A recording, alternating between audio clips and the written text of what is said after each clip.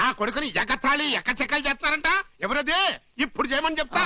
బాబాయ్ గారు మీరు ఆవేశపడగారు. అసలు ఏం జరిగింది? నేను చెప్తాను నువ్వు చెప్పరా.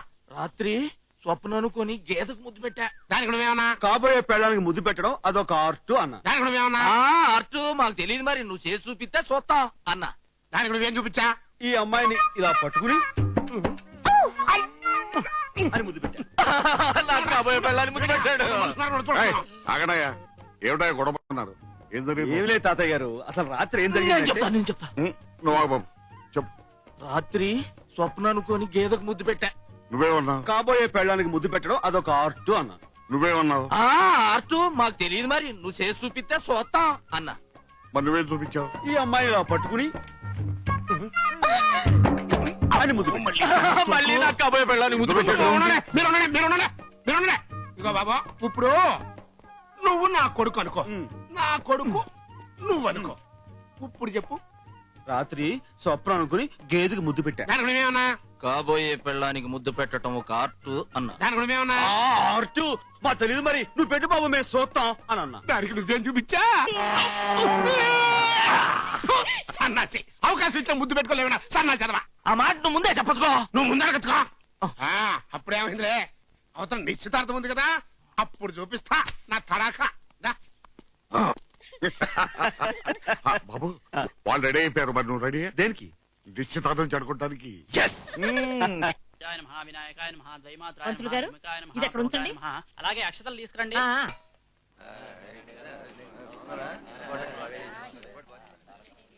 రండి అన్నయ్య గారు. బావగారు ఎక్కడమ్మా?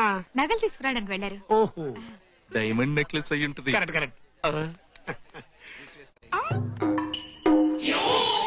నువ్వు కనపడ్డప్పుడల్లా నేను ఎరిపోవడం చేశాను కదా, ఇప్పుడు నేను అడిగిస్తాను చూడు. విలేజ్ స్ట్రోక్ అల్లం నీళ్ళు కావాలి. బాబు, పెద్ద చిన్న గౌరవం ఉండాలి. అతిథి దేవో భవ అన్నారు. లేగో, పెద్దలు కూర్చుంటారు. కూర్చున్నానుగా. నేను ఓ ముసలోళ్ళ కూర్చో అయితే.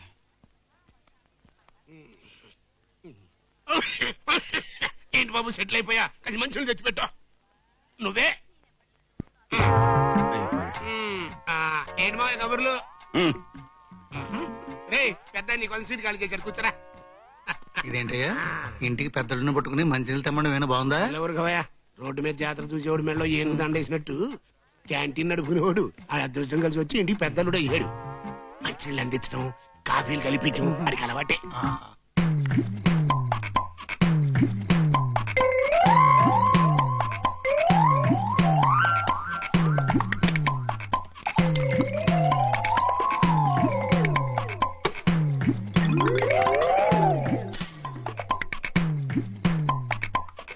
బాబాయ్ గారు, స్వయంగా కలిపాను ఆరెంజ్ జ్యూస్, తీసుకోండి.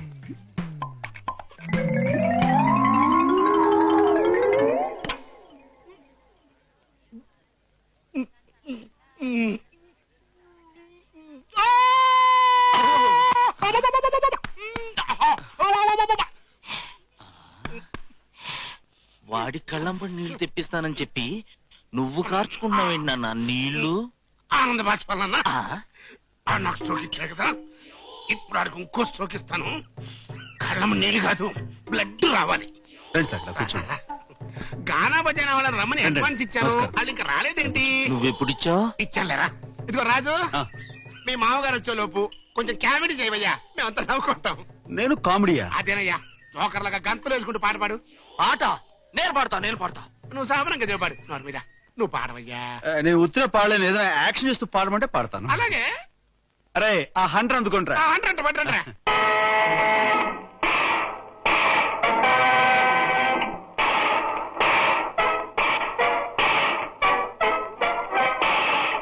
నీ పాపం పండెను నేడు, నీ భరతం పడతా చూడు, నీ పాలిట యముని నేను, నీ కరెక్ట్ మొగుల్ని నేను. ఆగవయ్యా, ఏంటా పాట పాడమంటే ఇట్లా సోకులు ఇస్తున్నావు? చెప్పానుగా యాక్షన్ చేయకుండా పాడలేనని. అయితే ఇంకో పాట పాడు, కొట్టాలి నేను పాట. ఇంకో పాట అంటే పక్కన అమ్మాయి ఉండాలిగా. మన స్వప్నం ఉంది కదా.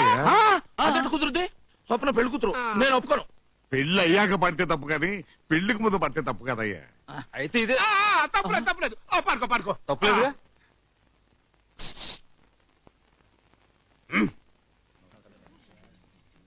రాణి ఇందా. ఇచ్చేయ్. స్వప్న అర్థం లేకుండా మాట్లాడకు. నేను చెప్పేది విను. నేను నీ మాట విన్ను. నీకంటే పెద్దవాడు చెప్తాను. విన్నానంటే విన్ను. అయినా ఇది నాకు మా నాన్నగారికి సంబంధించిన విషయం, మా ఇష్టం. ఏంటమ్మా ఏమైంది? ఏం లేదు మావయ్య గారు. నువ్వు మాట్లాడకు. నువ్వు చెప్పమ్మా. మీరన్నా చెప్పండి నాన్నగారు. మీ పెద్దలుడు ఎవరంటే అడ్రస్ లేనివాడని చెప్పుకోవడానికి మీకు అవమానంగా లేదు? కనీసం మీ చిన్నలుడైనా పేరు ప్రఖ్యాతులు ఉన్నవాడైతే మీకు గౌరవంగా ఉండదు? అవును అవును. కానీ మావయ్య గారు నువ్వు చెప్పమ్మా. నాకు కాబోయే భర్త ఎవరు ఏంటంటే నేనేం చెప్పాలి? కనకరాజుకే మాజీ జమీందారు మనవడు. కాబట్టి మావయ్య నువ్వు చెప్పమ్మా. తను రేపు గుర్ర పందాల్లో గెలిచాడనుకోండి, నా చిన్నల్లుడు మా ఊరికి చెరువుని పరువుని తీసుకొచ్చిన మనగాడని మీరు, నా మొగుడు రేసు వీరుడని నేను చెప్పుకోవచ్చు కదా. అందుకే నిశ్చితార్థం పెళ్లి అన్ని బావ రేసులో కప్పు గెలిచాక పెడదాం అంటున్నాను. నిజమే గాని ఇంతమందిని పిలిచి అందుకనే మావయ్య గారు ఇంతమందిని పిలిచాం కాబట్టి ఈ శుభకార్యం కాస్త జరిగించి నువ్వు మాట్లాడకు. అమ్మాయి చెప్పిందే కరెక్ట్. నాన్న, ఈ రాజుగాడు మనకు సపోర్ట్ చేస్తున్నాడా తేడా చేస్తున్నాడా? నాకంతా కన్ఫ్యూషన్ గా ఉంది. నీ అబ్బా కన్ఫ్యూజన్ తో పోసి నీ కన్ఫ్యూజన్ కదా. పెద్ద బసవరాజు, స్వప్న చెప్పినట్టు చినకనకరాజు పందెంలో గెలిచిన తర్వాతే పెళ్లి. కానీ మావయ్య గారు పాపం. ఇక నువ్వు మాట్లాడకు. సారీ బెదరు. చలో. నీ మామ తుపాకి పేల్చకుండానే నిన్ను కాల్చి పారేశాడు రోయ్. చెంచేస్తా పొడి చేస్తా అని చెరువు గట్టు మీద చిందులు దొక్కావు కదా, ఇప్పుడు పందెంలో గెలుస్తా, గెలిచి తేరతా. మహాజన్లారా, ఈనాటి ఈ పోటీని తిలకించడానికి వచ్చిన మీ అందరికీ మా స్వాగతం. ఈ రోజు జరగబోతున్న ఈ పోటీకి ఒక ప్రత్యేకత ఉంది. గత 2 సంవత్సరాలుగా ఈ పోటీలో గెలిచిన కండ్రిగ తోట పోటీదారులు 3వ సంవత్సరం కూడా గెలిచి ఆ చెరువుని శాశ్వతం చేసుకోవాలని ఒకవైపు, ఈసారైనా ఈ పోటీలో గెలిచి ఆ చెరువుని తమ గ్రామ ప్రజలకు బహుమతిగా ఇవ్వాలని రంగాపురం పోటీదారులు మరోవైపు ఉరకలు వేస్తున్నారు.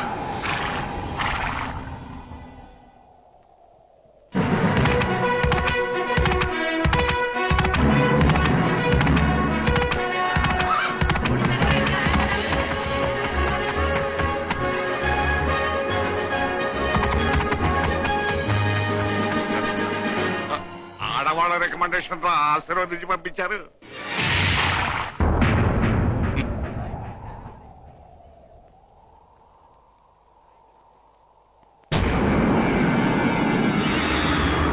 ఇప్పుడు ఆ బంగారపు రంగు జెండాను తెచ్చి ఇక్కడ ముందుగా ఎవరు పాతుతారో వారిని విజేతగా ప్రకటించి వారికి ఈ ట్రాఫీ బహుకరించబడుతుంది.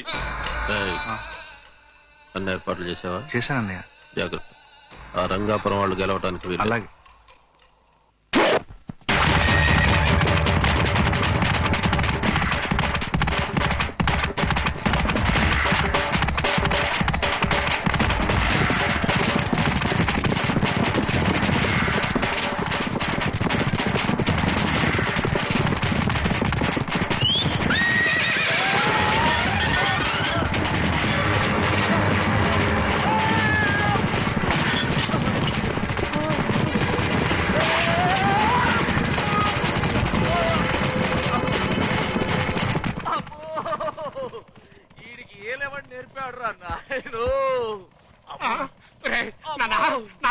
ఏమైందిరా?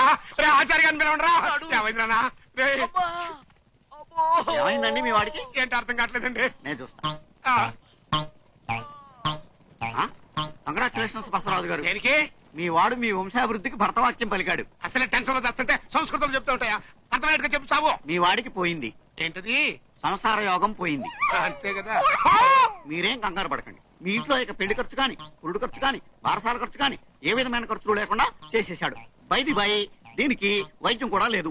బికాజ్ ఆఫ్ మీ వాడికి పూర్తిగా పోయింది. నాకు పోయిందంట.